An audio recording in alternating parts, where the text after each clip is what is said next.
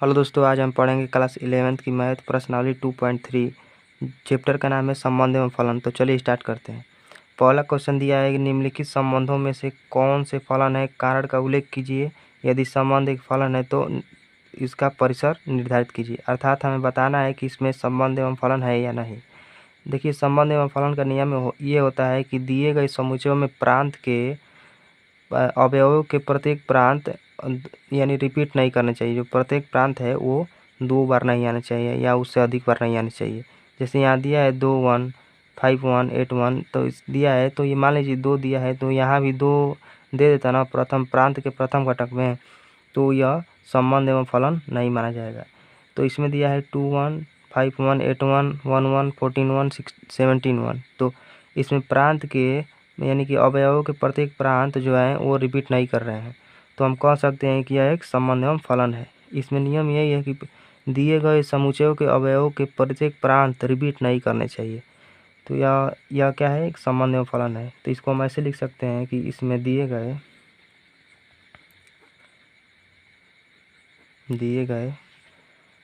अवयवों के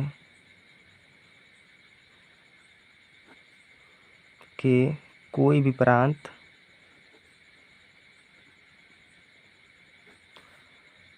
रिपीट नहीं कर रहे हैं, अर्थात 2 बार नहीं आ रहे हैं। तो इसको कैसे लिख सकते हैं कि दिए गए अवयवों के कोई भी प्रांत समान नहीं है, इसको लिख सकते हैं।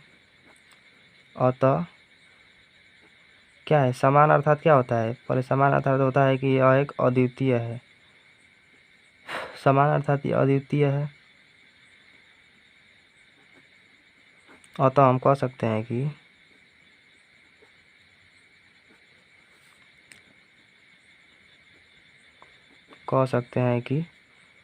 यह एक संबंध एवं फलन है।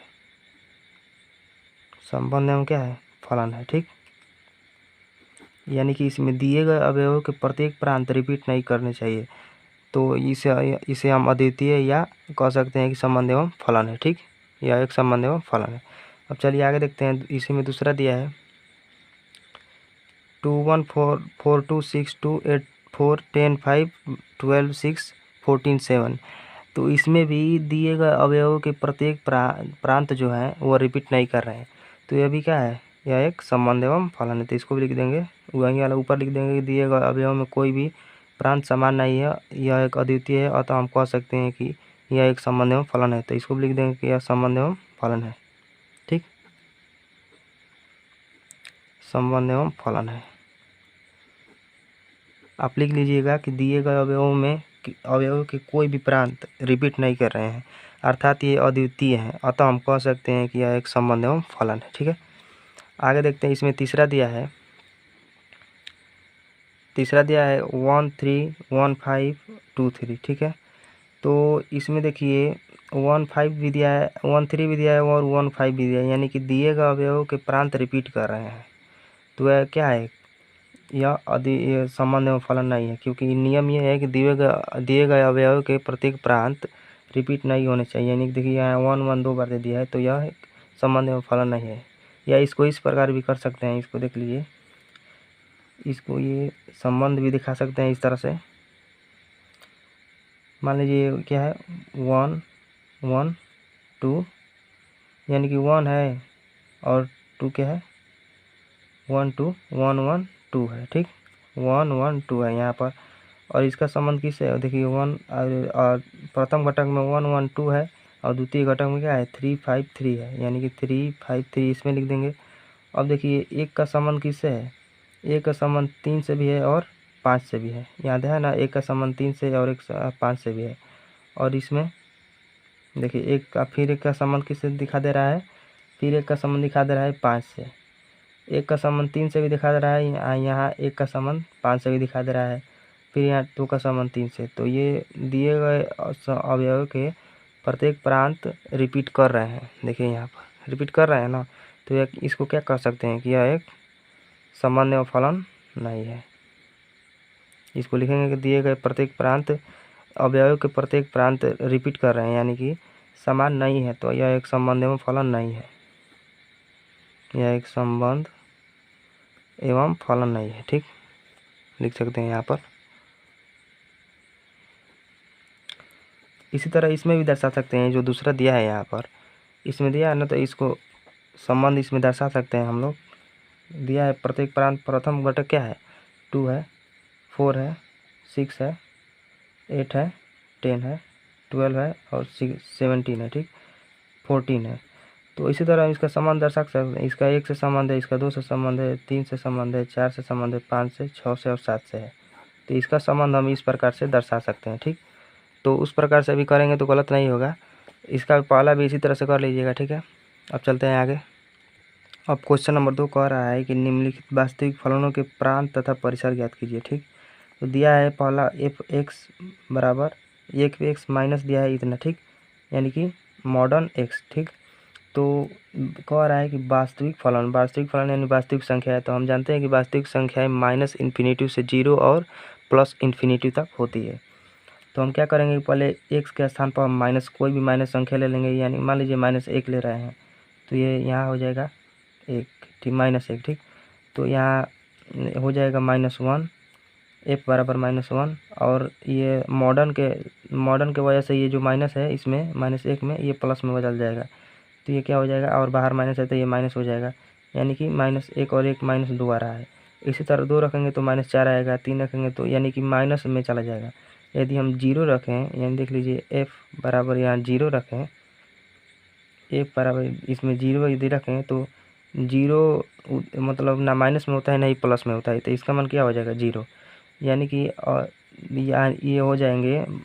प्रांत तथा परिसर ज्ञात करना है इसमें, तो इसमें प्रांत क्या हो जाएंगे, प्रांत माइनस इन्फिनिटी तक हो जाएंगे, क्योंकि ये माइनस में चला जाएगा। -1 रखेंगे तो 2 आएगा, 2 रखेंगे तो 4 आएगा, इस तरह करके आता जाएगा। तो ये माइनस इन्फिनिटी से 0 रख देंगे तो 0 हो जाएगा। तो ये माइनस इन्फिनिटी से 0 इन्फिनिटी तक प्रांत तथा परिसर हो जाएंगे। प्रांत तथा इसमें परिसर भी होगा, ठीक।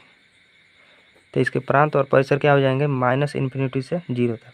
अब ये दे दिया है दूसरा f(x) बराबर 9 माइनस x², ठीक। तो हम इसके स्थान पर 0 रख के देखते हैं।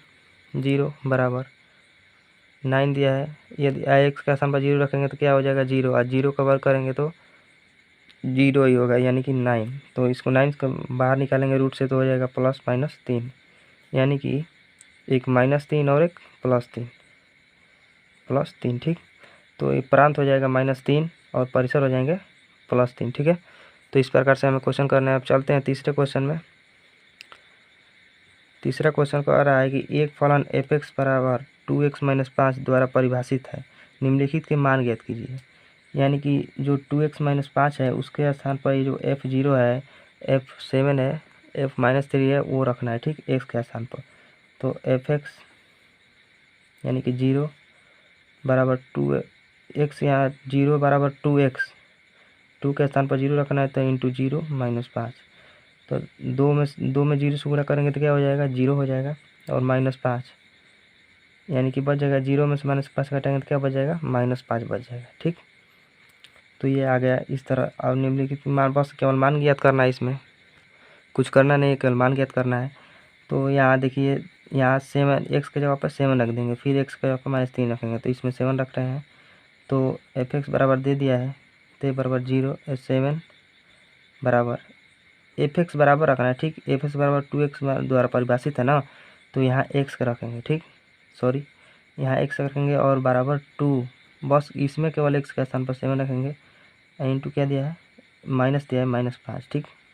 तो 2 7 14 में से 5 घटाएंगे तो क्या बच जाएगा 9, तो इसका मान 9 आ जाएगा। और इसमें देखिए f(x) बराबर 2 इंटू -3 रखेंगे और -5 है, तो माइनस माइनस प्लस, यानी कि यहाँ देखिए 2 3 6 हो जाएगा, पहले गुणा कर देंगे तो -6 - 5, यानी कि 6 5 11, माइनस का 11 हो जाएगा, ठीक है। तो यहाँ इसका मान मिल जाएगा। अब चलते हैं क्वेश्चन नंबर 4 में। क्वेश्चन नंबर 4 कह रहा है कि फलन T से सेल्सियस तापमान का फ़ारेनहाइट तापमान में फलन T सेल्सियस तापमान का फ़ारेनहाइट तापमान में प्रतिचित्रण करता है, जो TC बराबर 9C/3 दिया है +32 द्वारा परिभाषित है, निम्नलिखित को ज्ञात कीजिए। यानी कि T जो C के स्थान पर हमें 0 रखना है यहाँ पर। तो सी के स्थान पर ये पहला में दिया है टी के स्थान पर टी यानी T0 यानी कि सी के स्थान पर हम 0 रखेंगे। ठीक है, तो चलिए रख देते हैं मान इसमें बराबर 9C। TC बराबर दे दिया है कितना 9C/3 + 32।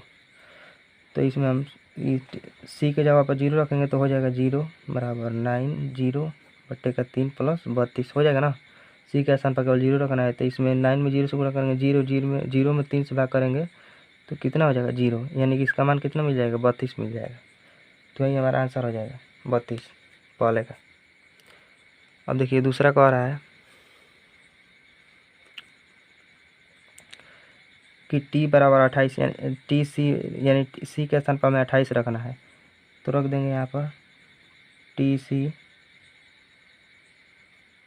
यानी 9C यानी 9 × 28/3 + 32। तो इसको करिए 9 में 28 से गुणा करेंगे तो कितना होगा 9 में 28 से गुणा करेंगे तो हमारा 252 हो जाएगा और +/3 + का 32। तो इसको आगे बढ़ाएंगे तो हो जाएगा ये हो जाएगा LCM कितना ये LCM हो जाएगा।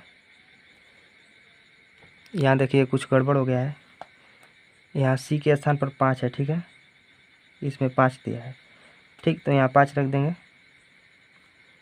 यहाँ 5 तो उतना ही मान होगा क्योंकि 5 में 0 से भाग करेंगे तो 0 ही होगा और 32 बच जाएगा। तो यहाँ बस केवल 5 हो जाएगा। ठीक, सॉरी, तो यहाँ 5 हो जाएगा। अब LCM ले लेंगे कितना हो जाएगा 5।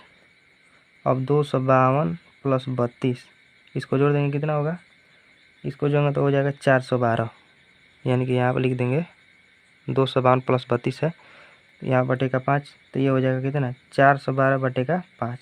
ये हमारा आंसर मिल जाएगा। आगे बढ़ाना चाहते हैं तो आप भाग दे दीजिएगा, तो कुछ 82 दशमलव कुछ आएगा, हमको लग रहा है कि आप भाग दे के देख लीजिएगा। ठीक है, तो इसका मान आ जाएगा 412/5। अब चलते हैं आगे। इसी में तीसरा दे दिया है कि t बराबर -10 रखना है, यानी सी के स्थान पर -10 रखना है। ठीक, तो कर देंगे 9C/5 + 32। तो सी की जगह पर -10 रखेंगे तो 9 × -10/5 + 32। तो इसको आगे बढ़ाएंगे तो हो जाएगा 9 × 90 यानी -90/5 + 32।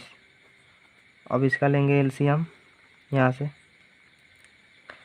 तो इसका LCM लेंगे तो हो जाएगा कितना 5 LCM हो जाएगा। अब ये हो जाएगा -90 और प्लस 1 5 5, अब 5 में 32 से गुणा करेंगे तो हो जाएगा 160। तो इसको जोड़ेंगे तो कितना हो जाएगा, जोड़ेंगे तो ये माइनस है और प्लस है तो माइनस प्लस माइनस हो जाता है, तो ये कितना हो जाएगा 0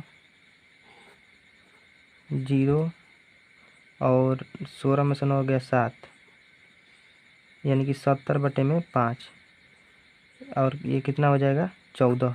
5 घटाएंगे तो कितना हो जाएगा 14, यानी कि इसका मान 14 मिल जाएगा। इसको घटाएंगे, ये माइनस है प्लस है तो माइनस प्लस माइनस हो जाता है तो 70 आएगा। ठीक है, ये 70 है और बटे का 5 यानी 14 5 70, 14 बार में कट जाएगा। ठीक, देखिए इसी का चौथा कह रहा है कि सी का मान जब TC बराबर 212, यानी कि TC के स्थान पर हमें कितना रखना है 212 रखना है। तो चलिए करते हैं, दिया है प्रश्न में क्या है TC बराबर 9C/5 + 32 है। तो TC के स्थान पर यहाँ 212 रख देंगे बराबर 9C/5 + 32। अब यहाँ इसका LCM ले लेंगे तो हो जाएगा 5 9C प्लस यहाँ 1 है तो 5 पर जाएगा, 5 में 32 से गुणा करेंगे तो कितना होगा 160 हो जाएगा। ठीक, अब बराबर 212 ये है। अब यहाँ से तिर्यक गुणा कर देंगे, तो तिर्यक गुणा कर देंगे यहाँ से तो कुछ नहीं तो 1 माना जाएगा। इसमें 212 में 5 से गुणा करेंगे तो हमारा मान आएगा 1060। आप गुणा करके देख लीजिएगा 1060 आएगा। ठीक, बराबर 9C + 160। अब 160 को उधर लाएंगे तो 1060 - 160 बराबर 9C। ठीक, तो ये हो जाएगा इतना। अब देखिए इसको घटाएंगे 1060 में से 160 घटाएंगे तो कितना बचेगा 900 बचेगा। 900 बराबर 9C। तो C का मान निकाल देंगे तो 900 बटे में 9 इधर आएगा तो बटे में हो जाता है, 9 इधर ये आएगा तो इधर आएगा तो बटे में हो जाता है। ठीक, तो यहाँ 9 हो जाएगा। तो 9 से 9 कट गया, यानी कि सी बराबर हमें मान मिल गया 100। तो इसका मान हमें 100 प्राप्त हो गया। अब चलते हैं अगले क्वेश्चन, यानी लास्ट में क्वेश्चन नंबर 5 है, वो लास्ट क्वेश्चन है, ठीक है। क्वेश्चन नंबर 5 कह रहा है यहाँ पर कि निम्नलिखित में से प्रत्येक फलन का परिसर ज्ञात कीजिए। तो एफ एक्स बराबर दे दिया है 2 - 3x और एक संबंध रखा है r यानी वास्तविक संख्या से, और x बड़ा है 0 से, ठीक। तो यानी कि वास्तविक संख्या 0 से हम कितना बड़ा लेंगे, ठीक। तो पहले 0 ले लेते हैं यहाँ पर, यहाँ 2 - 3x के स्थान पर लेंगे, तो 2 - 3 इंटू 0 ले लेते हैं, तो कितना होगा 2 - 3 हो जाएगा। 0 में 3 से गुणा करेंगे तो 0 हो जाएगा, ठीक। तो यहाँ 2 हो जाएगा, 3 में 0 से गुणा 0 और ये बच गएगा 2। यदि हम और 0 से मान बड़ा लेना है, तो यदि हम मान लीजिए x ले लें यहाँ पर 2 - 3x, तो इसके स्थान पर हम यदि x ले लें तो 2 - 3 इंटू 1, यानी कि 3 एक में 3, 2 में से -3 घट जाएगा तो कितना होगा -1 हो जाएगा। तो इसी तरह हम मान रखते जाएंगे तो हमारा मान माइनस में आता जाएगा। तो यानी कि हम कह सकते हैं कि, और इसका क्या निकालना है परिसर, तो परिसर बराबर कितना हो जाएगा, परिसर बराबर हो जाएगा हमारा 2 से -इन्फिनिटी तक, क्योंकि ये मान माइनस में चला जाएगा। मान लीजिए 2 रखें, 2 3 6 और 6 में से 2 घटाएंगे तो -4 होगा। इसी तरह माइनस में चला जाएगा, तो ये -इन्फिनिटी तक कह सकते हैं। और यहाँ पहला मान क्या आया था 0 रखने पर 2, तो इसको हम कह सकते हैं कि ये हमारा मान आएगा कितना 2 से -इन्फिनिटी तक, ये परिसर प्राप्त हो जाएगा, इतना परिसर बराबर, ठीक। अब क्वेश्चन नंबर 2 इसी में दिया है कि एफ एक्स बराबर x² + 2 x एक वास्तविक संख्या है, अर्थात हमें वास्तविक संख्या रखना है x² के स्थान पर। तो मान लीजिए कि हम रख रहे हैं -1, ठीक। तो -1 का स्क्वायर + 2, तो 1 का स्क्वायर कितना हो जाएगा 1 + 2 हो जाएगा, यानी कि 3। मान लीजिए कि 0 रख रहे हैं, तो यहाँ हो जाएगा 0 का स्क्वायर + 2, यानी कि कितना हो जाएगा 2। तो हम कह सकते हैं कि हमारा मान प्राप्त होगा यहाँ इसका, ये कोई भी मान रख रहे हैं तो 2 से बड़ा होता जा रहा है, तो हम कह सकते हैं कि 2 से इन्फिनिटी तक मान प्राप्त होगा। और ऊपर वाले में क्या हो रहा था -इन्फिनिटी, क्योंकि यहाँ माइनस आ रहा था, और इसमें इन्फिनिटी, क्योंकि हम 0 भी रख रहे हैं तो मान 2 आ रहा है, और कोई भी वास्तविक संख्या माइनस भी ले रहे हैं तो ये प्लस में आ रहा है, और प्लस में लेंगे तो प्लस ही में आता जाएगा। तो हम कह सकते हैं कि 2 से इन्फिनिटी तक आएगा, ठीक। तो ये हमारा परिसर हो जाएगा, क्योंकि परिसर ज्ञात करना था, तो परिसर 2 से इन्फिनिटी तक कर सकते हैं, ठीक। अब लास्ट क्वेश्चन बच गया है कि एफ एक्स बराबर x एक वास्तविक संख्या है, तो प्रांत भी x है और परिसर भी x है। तो मान लीजिए कि हम कोई भी वास्तविक संख्या प्रांत में x रखेंगे तो परिसर में मान क्या मिल जाएगा x। तो हम कह सकते हैं कि दिए हुए वास्तविक संख्या का दिए गए लिख सकते हैं, दिए गए वास्तविक संख्या का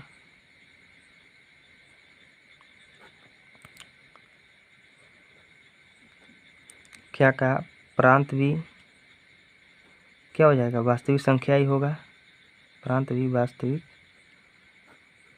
संख्या ही होगा या होगी।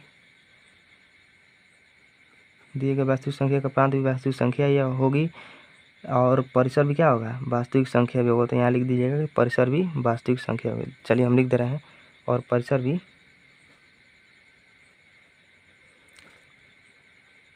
वास्तविक संख्या ही होगी।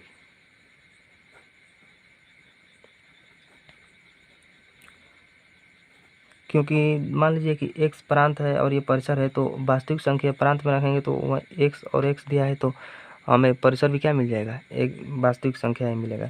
तो हम कह सकते हैं कि दिए गए संख्या का प्रांत भी वास्तविक संख्या होगी और परिसर भी वास्तविक संख्या होगी, ठीक है। तो इसी के साथ हमारा ये चैप्टर समाप्त हुआ। तो कैसा लगा आपको वीडियो, यदि अच्छा लगा तो लाइक कीजिए, सब्सक्राइब कीजिए और शेयर भी कीजिए, क्योंकि भाई वीडियो बनाने में बहुत ज़्यादा मेहनत लगती है। तो जय हिंद, जय भारत।